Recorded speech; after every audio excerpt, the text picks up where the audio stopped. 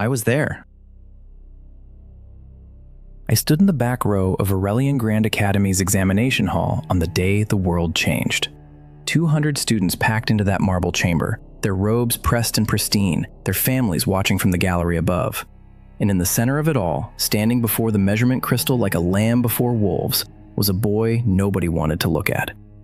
His name was Kael Aetherion, silver hair, unwashed, uniform 2 sizes too large, clearly handed down from someone who graduated years ago. And around his neck, a thick band of black iron etched with suppression runes that glowed faint purple every time his heart beat. They called it a safety measure. They said it was to protect the other students from potential instability. But everyone in that room knew the truth. That collar was a leash, and Kael had worn it since he was 5 years old. Dear viewer, I need you to understand something before we go any further. The Aetherion family was not always a name whispered with disgust. 3 generations ago, they were the strongest magical bloodline on the continent. They held 4 seats on the Council of Archmages. They commanded armies. They built half the wards that still protect the capital city to this day. Then one night, without warning, without trial, without a single public accusation, the entire family was destroyed. Every estate burned, every vault sealed, every member hunted down and eliminated. The official story said they had been corrupted by demonic energy, that their bloodline had become a threat to the realm, that the purge was necessary for the safety of all. Kael was the only survivor, an infant pulled from the wreckage by a servant who died 3 days later from her wounds. He was brought to Aurelian Academy not as a student, but as a prisoner dressed in student clothing. The collar went on his neck before he could speak his first full sentence. For 12 years, he lived in the basement of the academy, not the dormitory basement where students stored their trunks, the real basement, the one beneath the furnace room, where the pipes leaked and the rats were bold enough to steal food from your hands. He ate what the kitchen staff threw away. He wore what nobody else wanted. He attended classes only because the headmaster was legally required to educate him. And even then, he sat in the back corner where no professor would make eye contact. Every semester, the measurement crystal ceremony came around. Every student would place their hand on the crystal, and it would display their magical capacity. Numbers would flash, families would cheer, scholarships would be awarded, and every semester, Kael would walk up to that crystal, place his palm against its cold surface, and the display would read 0. Absolute 0. No magical capacity detected. The laughter never got easier to hear. I watched it happen 8 times over 4 years. 8 ceremonies, 8 zeros. 8 rounds of 200 students pointing and whispering and making jokes about the cursed boy who could not even light a candle. But here is what nobody in that room understood. Here is what I did not understand until much later. The collar was not just suppressing his magic, it was absorbing it. Every single day for 12 years, the suppression runes on that iron band were drinking in his magical energy like a sponge dropped in an ocean. The crystal read 0 because there was nothing left to measure. Everything Kael produced was being consumed by the device around his neck. Now hold on. I need to tell you about one person in that academy who was different. One person who never laughed. Her name was Lyra Vethorn, and she sat 3 rows from the front in every class they shared. Daughter of a minor noble house, nothing extraordinary about her family name. Brown hair, green eyes, quiet voice. She was not the strongest student or the most popular, but she had something that 200 other students lacked entirely. She had the decency to see Kael as a human being. I watched her leave bread on the stairwell that led to his basement room, never said a word about it, never made a show of charity. Just bread, wrapped in cloth, left on the 3rd step where he would find it on his way to morning classes. She did this for 2 years before he ever acknowledged it. And when he finally looked at her across the classroom one morning and gave the smallest nod, she simply nodded back and returned to her notes. That was the extent of their relationship before the day everything shattered.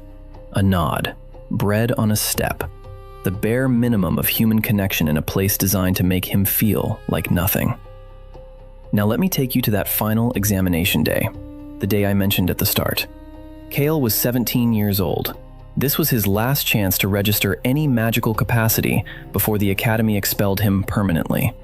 The headmaster had made it clear, 0 again, and he would be sent to the labor camps in the northern provinces. No appeal, no second chance. The hall was fuller than usual. Word had spread that this would be the last time anyone would have to endure the embarrassment of the Aetherion boy. Some students brought snacks. A few had placed bets on whether he would cry this time. Professor Magnus Vorthane, the head examiner, stood beside the crystal with his arms crossed and his expression carved from stone. He had never once spoken directly to Kael in 12 years of teaching at the academy. Kael walked to the crystal. The room went quiet, not out of respect, out of anticipation. They wanted to savor this moment, the final humiliation of the Last Aetherion. He raised his hand toward the crystal surface, and then the ceiling exploded. Dear viewer, I have seen magical combat. I have witnessed duels between archmages that scorched the earth for miles, but nothing in my experience prepared me for what tore through the roof of Aurelian Academy that day. A rift. Not a small one. Not the kind that appears in training exercises or border skirmishes. This was a wound in reality itself, 30 meters wide, pulsing with energy so dark it seemed to drink the light from the room. Demons poured through like water from a broken dam. Not the lesser kind, not imps or shadow crawlers. These were war-class entities, armored in bone, eyes burning with intelligence and hatred. They hit the ground already swinging, already killing. The first professor to react was Vorthane. He threw up a barrier spell that held for exactly 4 seconds before a demon the size of a horse punched through it and sent him flying into the gallery wall. 3 students near the entrance were caught before they could run. I will not describe what happened to them. I will only say that the screaming started immediately and did not stop. Chaos. Pure, absolute chaos. 200 students trampling each other toward exits that were already blocked by rubble. Professors casting defensive spells that shattered on contact with the demon's armor. The measurement crystal cracked down the middle from the sheer pressure of dark energy flooding the room. And in the center of it all, Kael Aetherion stood perfectly still. He was not frozen in fear. I could see his eyes. They were moving, calculating, tracking the demons as they spread through the hall. His body was tense but controlled, and his hand, the one he had raised toward the crystal, was now pointing at something else entirely. Lyra Vethorn was on the ground. A chunk of ceiling had caught her shoulder, pinning her beneath rubble. A demon was moving toward her, slow, deliberate. It knew she could not run. Kael moved. Not fast, not with any magical enhancement. Just a 17-year-old boy with no recorded magical ability, sprinting across a room full of monsters toward the one person who had ever shown him kindness. He reached her 3 seconds before the demon did. He put his body between her and the creature, spread his arms wide. And for one terrible moment, I thought I was about to watch him die. The demon swung, a massive claw, black as obsidian, aimed directly at his chest. It connected with the collar around his neck, and the collar shattered. Stay with me, because this is the part nobody expected. This is the moment that changed everything. The iron band broke into 7 pieces that flew outward like shrapnel. The suppression runes flared bright purple, then white, then gold, and then they simply ceased to exist. 12 years of accumulated magical energy, compressed and stored and building pressure every single day, released in a single instant. The shockwave knocked the demon backward 15 meters. It knocked every person in the room off their feet. It cracked the marble floor in a perfect circle around Kael's body. And the measurement crystal, already damaged, lit up with readings that made no sense. I saw the numbers. Everyone in that room saw the numbers. The crystal was designed to measure magical capacity on a scale of 1 to 1,000. The average student registered between 50 and 200. A prodigy might hit 400. The strongest archmage in recorded history measured at 712. The crystal displayed 4 characters before it exploded into dust. ERROR. But in the fraction of a second before the error message appeared, the number flickered. 1,000 times 1,000. The multiplier broke the scale so completely that the crystal's enchantment could not process the data and self-destructed rather than display an impossible result. Kael's eyes were glowing, not metaphorically, literally glowing, bright gold, like someone had placed 2 small suns behind his irises. His silver hair lifted and moved as if caught in a wind that touched nothing else in the room, and the air around him shimmered with so much raw magical energy that it was visible to the naked eye. A golden aura, dense and crackling, that made the demons hesitate. And here is where it gets crazy. The demons hesitated. War-class entities that had just torn through professor-level barriers without slowing down took one look at the boy with the broken collar and stopped advancing. The one he had knocked back was struggling to its feet, and I swear on everything I have ever witnessed, it looked afraid. Kael did not scream. He did not make a dramatic speech. He simply raised one hand, palm facing the rift in the ceiling, and spoke a single word. I could not hear it over the chaos. Nobody could.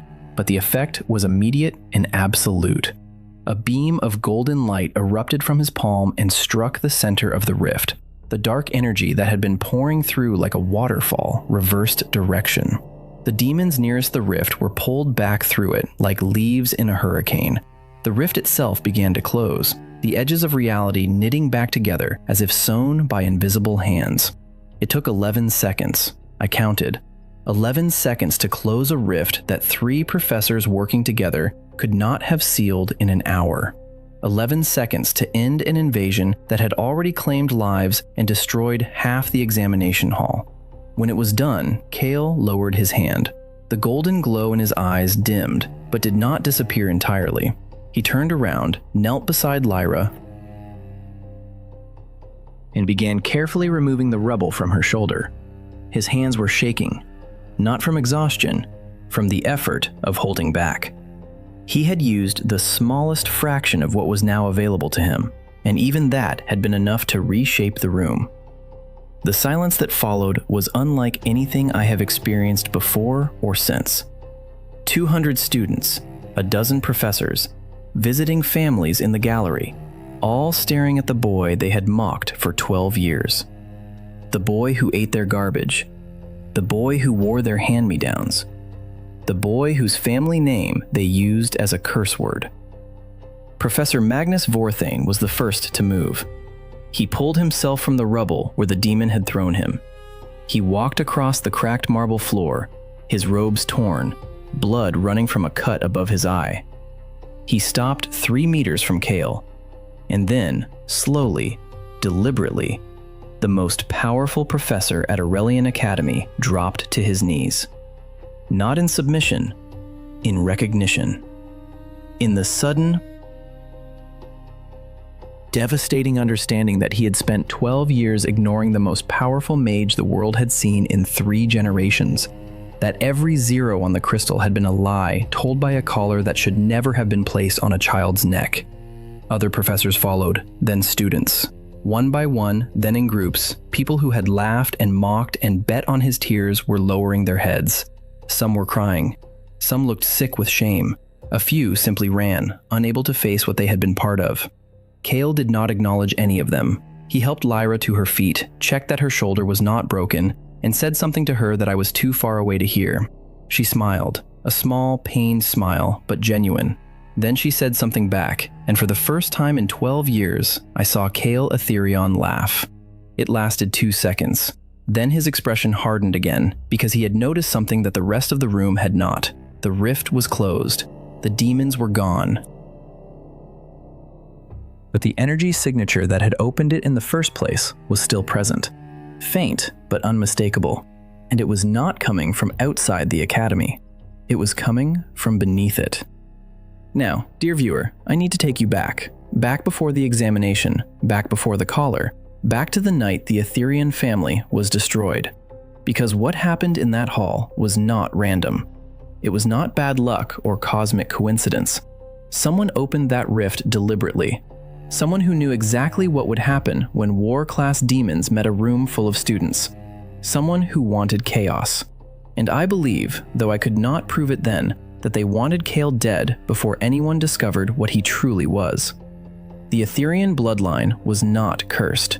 It was feared. 3 generations ago, the family patriarch discovered something in the deep archives of the Mage Council. A truth so dangerous that the council voted unanimously to erase the family rather than let the knowledge spread. They called it a purge. They called it necessary. They called it protection of the realm. It was murder. State-sanctioned, carefully planned, thoroughly executed murder of an entire bloodline.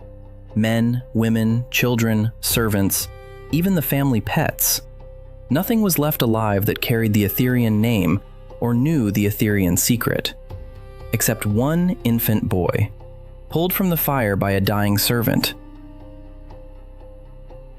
delivered to the very institution that had ordered his family's destruction, and fitted with a collar designed not to protect others from him, but to ensure he never discovered what he was.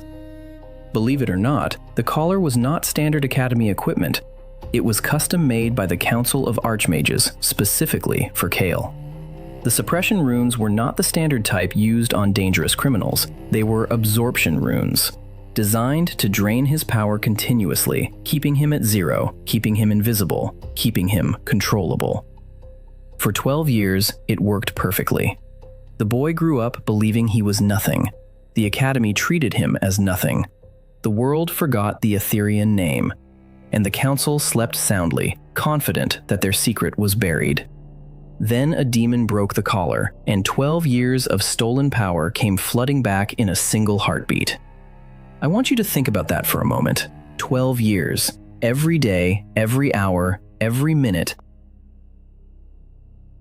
That collar was absorbing magical energy that should have been flowing through Kael's body naturally. A normal mage produces and expends energy in a daily cycle. Kael produced energy, but never expended it. The collar took everything and stored it, layer upon layer upon layer, compressed into the iron band like pressure building in a sealed container. When it broke, the release was not just his natural capacity returning.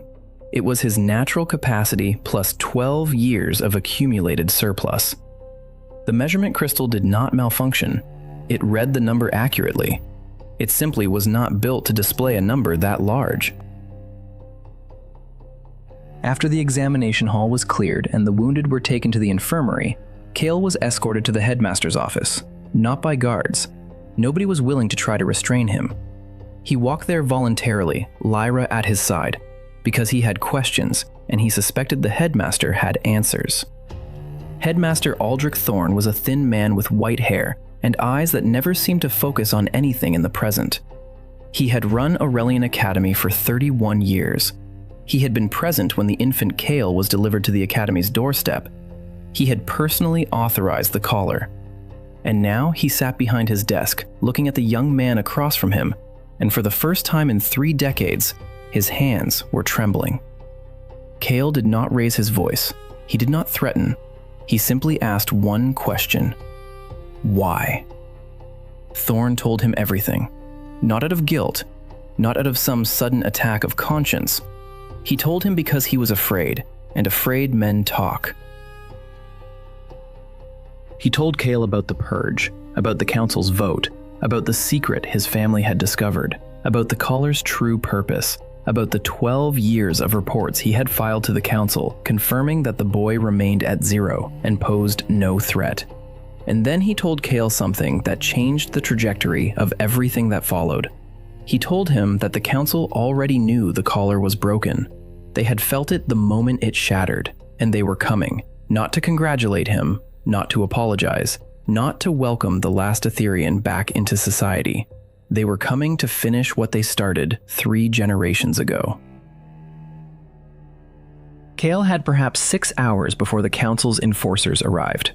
6 hours to decide what to do with a power he had never been allowed to use, a truth he had never been allowed to know, and a world that had treated him as less than human for his entire conscious life. He chose to leave, not to run. There is a difference. Running is fear. Leaving is strategy. Kael walked out of Aurelian Academy through the front gate in broad daylight with Lyra Veththorn beside him. Nobody tried to stop them. Nobody dared. But before he left, he did one thing that I will never forget. He walked back to the examination hall. The rubble had not been cleared yet. The cracked floor still bore the circle where his power had erupted.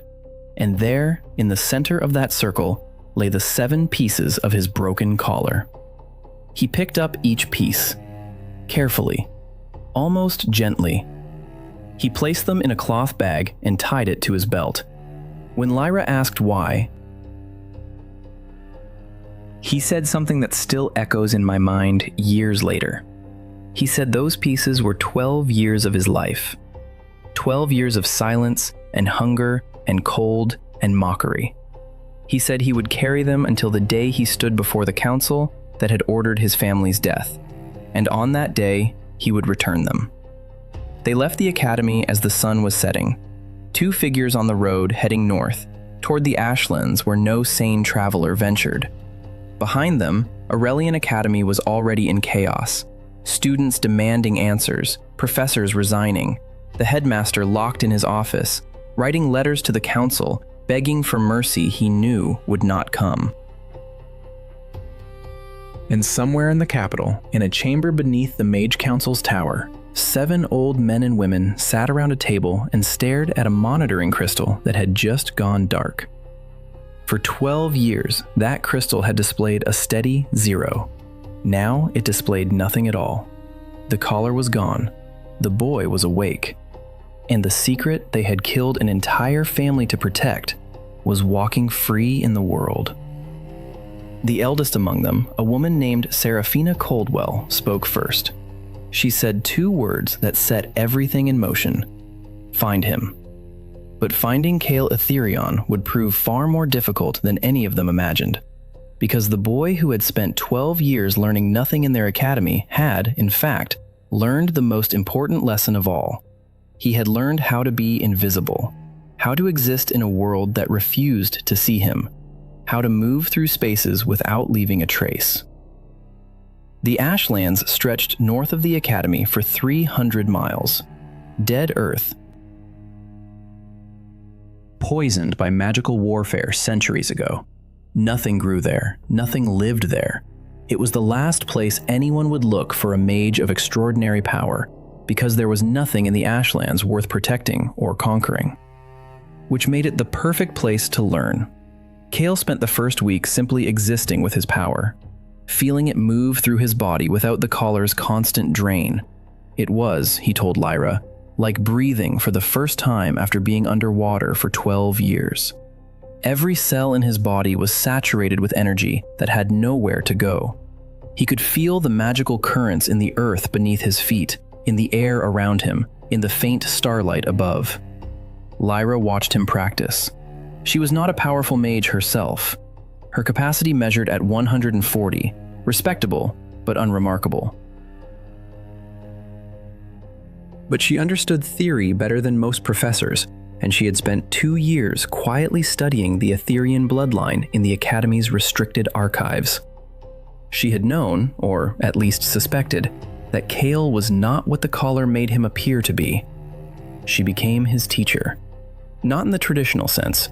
She could not demonstrate techniques that required power she did not possess, but she could explain principles. She could describe the theoretical framework of advanced magic that Kael had never been taught, and she could help him understand why his power felt different from anything described in standard textbooks. The Aetherion bloodline, she explained, did not simply produce magical energy. It resonated with it. Where a normal mage generated power internally and projected it outward, an Aetherion drew power from the environment itself. The air, the earth, the water, the living things around them. all became sources of additional energy that flowed into the mage and amplified their natural capacity. This was why the council feared them. A normal mage had limits, and Aetherion's limits were determined by the world around them. In a dead place like the Ashlands, Kael's power was merely extraordinary. In a living forest, near a river, surrounded by growing things, his power would be virtually limitless. And this was the secret the council had killed to protect. Not a weapon, not a spell, not a political conspiracy. Simply the knowledge that the Aetherion bloodline could draw power from the world itself. If that knowledge spread, if other bloodlines found ways to replicate it, the council's monopoly on magical authority would collapse overnight. They had destroyed an entire family to maintain their power. And now, the last survivor of that family was learning exactly what they had tried to bury. Kael trained for 3 months in the Ashlands. 3 months of pushing his limits, testing his control, learning to modulate the flow of environmental energy so that he did not accidentally drain the life from everything around him. It was delicate work. The first time he tried to draw energy from a patch of dead grass, he accidentally pulled so hard that the soil beneath it turned to powder. The second time, he shattered a boulder by channeling too much force into a simple levitation spell. Control, Lyra told him repeatedly, was not about limiting power. It was about precision. A river does not become dangerous because it holds too much water. It becomes dangerous when it has no banks. Slowly, painfully, through trial and error and more than a few craters in the Ashland soil, Kael learned his banks. He learned to draw exactly the amount of environmental energy he needed and no more. He learned to release power in measured bursts rather than explosive waves. He learned to sense the magical currents around him without being overwhelmed by their volume. And during those 3 months, they were not alone for long. The first to find them was a boy named Ren, 14 years old, half-starved, running from a slave caravan that had been transporting captured children to the mining colonies in the east. He stumbled into their camp at midnight, bleeding from a wound on his leg where a chain had been cut hastily with a dull blade. Kael healed the wound with a touch, not a spell, not a technique he had learned, simply an instinctive push of energy into damaged tissue, willing it to mend. Ren did not leave after that. He had nowhere to go and no one waiting for him. He became the first member of what would eventually grow into something resembling a family. The second was a woman named Sarah, a former soldier dishonorably discharged for refusing to execute prisoners during a border conflict. She was living as a bandit in the Ashlands, robbing supply caravans that crossed the dead zone between kingdoms. She attacked Kael and Lyra on the road, expecting easy targets.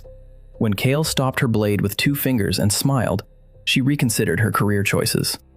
Sarah brought combat experience, real combat experience, not the theoretical sparring taught in academies. She taught Kael how to fight with his body, not just his magic.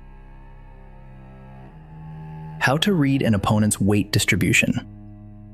How to use terrain. How to end a fight in 3 moves instead of 30. The third was an old man named Aldous, who appeared one morning sitting by their campfire as if he had always been there. He claimed to be a traveling scholar. He carried no weapons, no supplies, nothing but a leather satchel full of books and a walking stick that was clearly more than it appeared. He never explained how he found them or why he stayed, but he knew things. Things about the Aetherion bloodline that even Lyra's research had not uncovered. Things about the Council's history that were not written in any archive. Kael suspected Aldous was more than he appeared. Much more. But the old man's information was too valuable to refuse, and his presence carried a warmth that reminded Kael of something he had never actually experienced, but somehow recognized. The feeling of a grandfather. With 4 companions now, Kael's training accelerated. Sarah pushed his physical limits. Lyra refined his magical theory. Aldous filled in the gaps of history and strategy. And Ren, young as he was, served as a constant reminder of why power mattered. Not for conquest, not for revenge, but for protection. for ensuring that no child would ever again be chained and sold while the powerful looked away. 3 months became 4. 4 became 5. The Ashlands, dead as they were, became home. Kael built shelters with magic. Lyra established a garden using purification techniques she adapted from her theoretical knowledge. Sarah set up a perimeter defense system. Aldous simply sat by the fire and told stories that were never quite stories. And then, on the first day of the 6th month, a bird arrived. Not a real bird, a construct of light and magic, carrying a message in a voice Kael had not heard in half a year. Professor Vorthane's voice, strained and desperate, speaking 3 words that ended their peaceful exile. They have Lyra's sister. Kael did not know Lyra had a sister. She had never mentioned one. But the look on her face when the message played told him everything he needed to know. The color drained from her skin, her hands clenched into fists, and for the first time since he had known her, Lyra Vethorn looked afraid. Her sister's name was Mira, younger by 3 years, still a student at Aurelian Academy. The council had taken her as leverage, not to draw Lyra back, to draw Kael back. They knew that Lyra was with him. They knew that threatening someone she loved would force his hand. It was crude, it was effective, and it told Kael something important about his enemies. They were afraid enough to use hostages, which meant they were afraid enough to make mistakes. Kael did not hesitate. He did not deliberate or strategize or weigh options. He looked at Lyra and said 2 words: "We go." The journey back from the Ashlands took 3 days. It should have taken 2 weeks on foot, but Kael had learned something during his months of training that changed the mathematics of travel entirely. He could feel the ley lines beneath the earth, the rivers of magical energy that flowed through the world like blood through veins, and he could ride them. It was not teleportation. It was closer to surfing. He gathered his companions in a sphere of protective energy, stepped onto the nearest ley line, and let the current carry them south at speeds that blurred the landscape into streaks of color. Sarah vomited twice. Ren laughed the entire time. Aldous simply closed his eyes and smiled as if he had expected this all along. They arrived at Aurelian Academy at dawn on the 4th day. The academy looked different, worse. The damage from the demon attack 6 months ago had been repaired, but new damage had taken its place. Scorch marks on the walls, broken windows boarded up, guard towers that had not existed before, manned by soldiers in council uniforms rather than academy staff. The academy had become a military installation. The council had moved in, using the demon attack as justification to establish a permanent presence. Students were still there, still attending classes, but under surveillance. Every corridor had guards. Every exit was monitored. And somewhere in the depths of the building, in a cell that Kael suspected was very near the basement where he had spent 12 years, Mira Vethorn was being held. Kael did not sneak in. He did not use stealth or subterfuge or any of the invisible skills he had perfected over a lifetime of being ignored. He walked through the front gate in broad daylight, just as he had walked out 6 months ago. But this time, he was not the same boy who had left. The guards at the gate saw him coming. They raised weapons. They shouted warnings. They activated defensive wards that crackled with energy, designed to contain even the most powerful mages. Kael walked through them like they were not there. The wards shattered on contact with his aura. The weapons flew from the guard's hands, pulled by magnetic force he did not even consciously exert. The shouts died in their throats as they felt the pressure of his presence, the sheer weight of magical energy radiating from his body like heat from a furnace. He did not hurt them. He did not need to. He simply walked, and the world rearranged itself around him. Students poured from classrooms as word spread. The boy with the collar is back. The Aetherion is here. They lined the corridors, pressing against walls, staring with wide eyes at the silver-haired young man who moved through their academy like a force of nature. Some recognized him. Some had been among those who laughed. None of them laughed now. Kael found Mira in the sub-basement. Third level down, behind a door sealed with 7 layers of council-grade wards. He dissolved them with a wave of his hand. The door opened to reveal a small girl, 15 years old, with Lyra's green eyes and a bruise on her cheek that made something very cold settle in Kael's chest. Lyra pushed past him and gathered her sister in her arms. The sound Mira made was not quite a sob and not quite a laugh. It was the sound of someone who had given up hope, having it returned without warning. Kael stood in the doorway and watched them hold each other. And then he turned around because he could feel them coming, the council's enforcers. 7 of them, the strongest mages in the realm outside of the council members themselves. They had been stationed at the academy specifically for this possibility, specifically for him. The fight lasted 43 seconds. I know because Sarah counted. She stood at the end of the corridor with Ren and Aldous, watching Kael face 7 elite mages simultaneously. And she counted every second, with the professional detachment of a soldier evaluating a superior force. Kael did not use offensive magic, not once. He simply stood in the corridor and let them attack. Fireballs splashed against his aura and dissipated. Lightning bolts curved around him and grounded into the walls. Gravity spells pressed down on him and found nothing to grip. One enforcer attempted a mind control technique and collapsed immediately, overwhelmed by the sheer volume of consciousness he encountered when he tried to enter Kael's thoughts. After 30 seconds of futile assault, Kael raised one hand. The enforcer's magic simply stopped. Not countered, not deflected, stopped. As if someone had turned off a faucet. They stood there, hands raised, incantations on their lips, and nothing happened. Their connection to magical energy had been severed. Cleanly, precisely. Temporarily, though they did not know that yet. Kael spoke to them, quietly, calmly. He told them that their magic would return in 1 hour. He told them that he had no quarrel with soldiers following orders.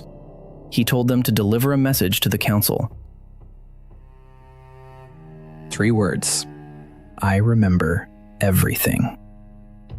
Then he walked out. With Lyra, with Mira, with his entire group. Through the front gate, past the guards who did not even attempt to stop him, and into the morning light. The message reached the council within the hour. I remember everything.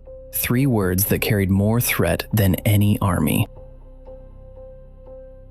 Because the council's power rested on a secret. On the assumption that no one alive knew what they had done to the Aetherion family or why. If Kael remembered, if he knew the truth, then their justification for the purge was exposed as the lie it had always been. Seraphina Coldwell received the message in her private chamber. She read it 3 times. Then she did something that her fellow council members would later describe as unprecedented. She smiled. Not a smile of amusement, a smile of recognition. She had always known this day would come. She had argued against the caller from the beginning, not out of compassion, but out of pragmatism. Suppression breeds explosion, she had told them. A caged beast grows stronger, not weaker. They had not listened, and now the beast was free. And it was stronger than anything they had prepared for.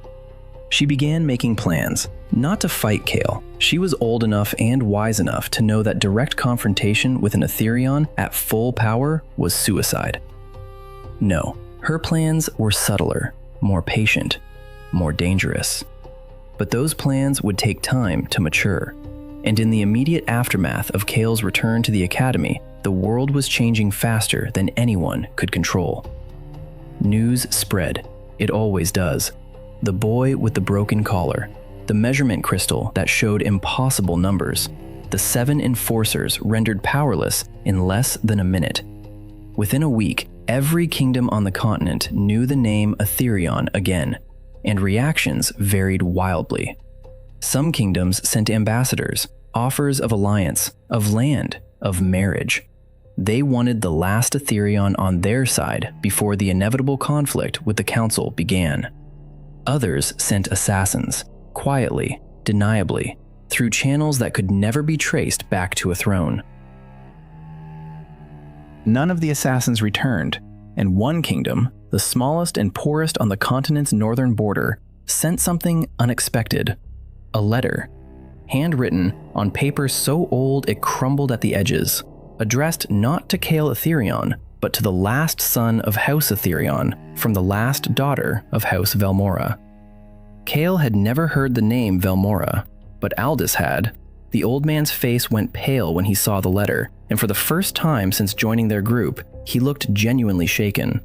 House Velmora, he explained, was destroyed in the same purge as House Aetherion, the same night, the same order. The council had eliminated both families simultaneously because both families had discovered the same secret. The Aetherions could draw power from the world. The Velmoras could give power to the world. Two sides of the same coin. Together, they could reshape reality itself. The council had believed both bloodlines were extinct. They were wrong twice. The letter was an invitation. "Come north," it said.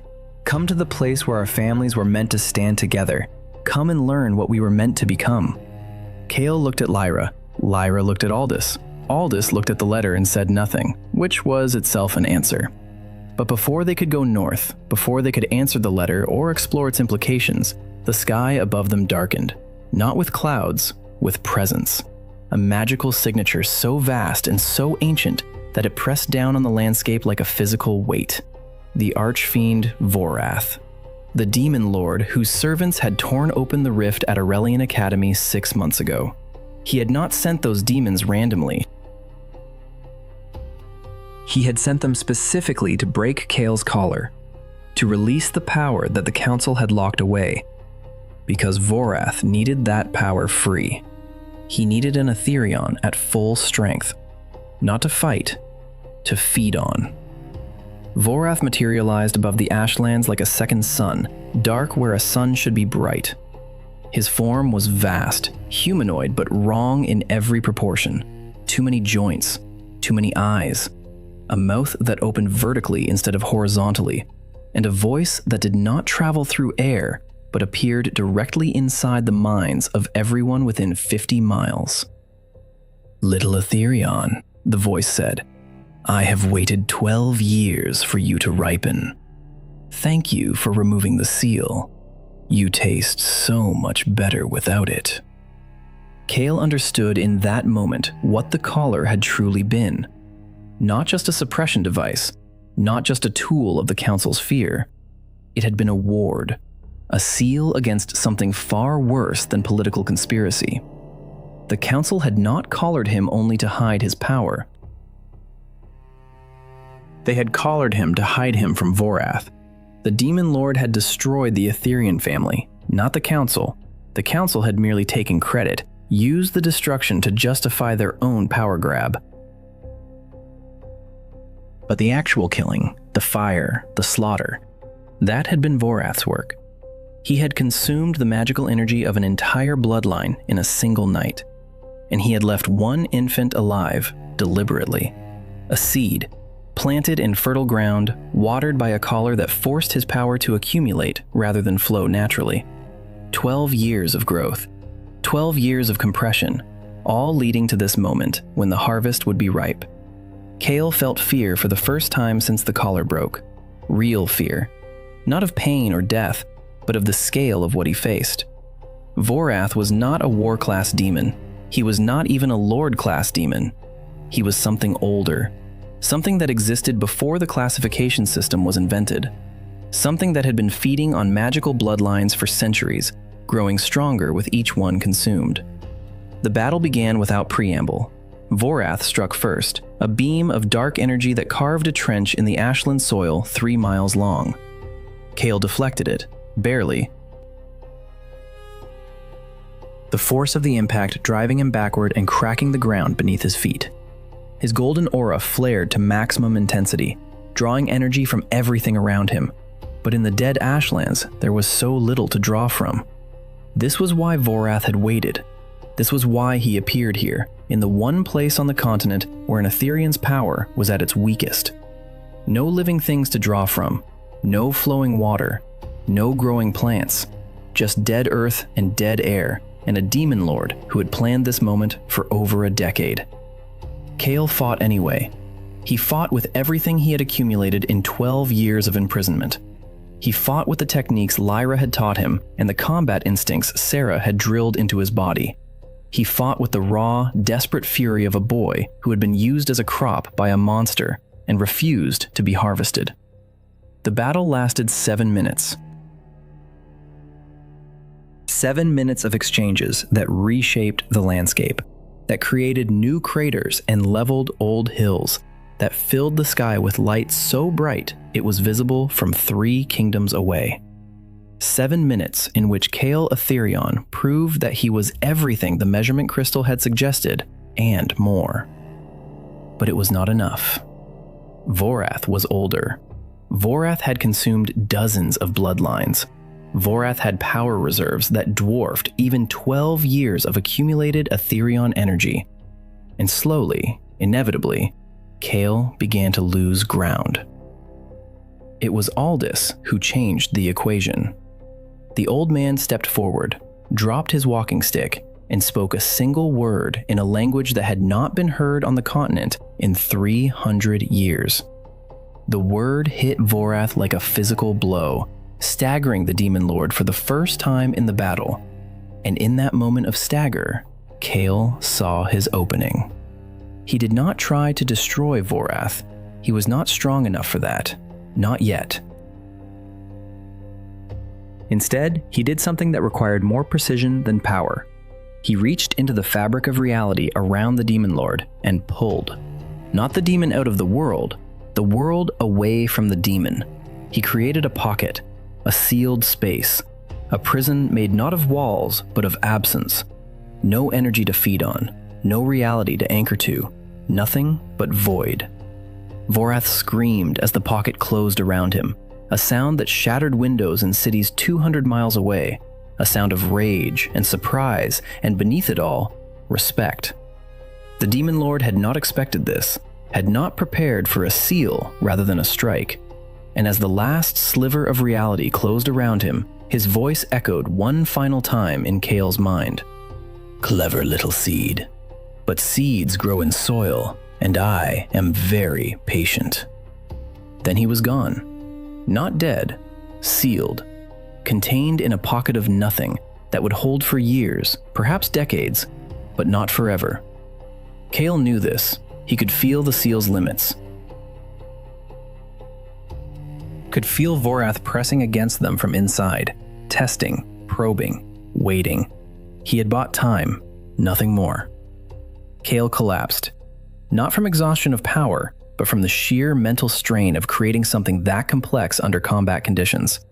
Lyra caught him before he hit the ground. Sarah stood guard. Ren was crying, though he would deny it later. And Aldous, the old man who had spoken a word of power that staggered a demon lord, simply picked up his walking stick and sat back down by the fire as if nothing had happened. When Kael woke, 12 hours had passed. His companions were around him. A fire was burning. Someone had made soup. The smell of it, simple and warm and real, was the most beautiful thing he had ever experienced. He sat up. Lyra handed him a bowl without speaking. He ate. The soup was terrible. Sarah had made it, and Sarah's cooking was a war crime in 3 kingdoms. But Kael ate every drop, because it was made by someone who cared whether he lived or died, and that was worth more than any flavor. After the soup, after the silence, after the fire had burned low and the stars had come out above the ashlands, Kael spoke. He told them what he had learned during the battle, what Vorath's presence had revealed about the past, the truth about his family's destruction, the truth about the council's role, the truth about what he was and what he was meant to become. And then he told them what he intended to do about it. Not revenge. Revenge was small. Revenge was personal. What Kael intended was larger. He intended to break the system that had allowed his family to be destroyed, the system that had allowed a demon lord to farm magical bloodlines like cattle, the system that had allowed a council of old men and women to collar a child and call it protection. He intended to change the world, not through conquest, not through war, through truth, through the simple, devastating act of revealing what had been hidden for 3 generations. But first, he said, looking at the letter from House Velmora that still sat unopened in his pack, first he needed to go north. First, he needed to find the other half of what his family had been. First, he needed to understand what an Aetherion and a Velmora could become together. Lyra smiled, that same small, genuine smile from the examination hall. She said she had always wanted to see the Northern Kingdoms. Sarah cracked her knuckles and said she hoped there would be things to punch. Ren asked if there would be food better than Sarah's soup, and Aldous, old and mysterious and clearly hiding secrets of his own, simply nodded and said it was about time. They left the Ashlands the next morning, 5 figures on a road heading north, toward answers and allies and dangers none of them could fully imagine.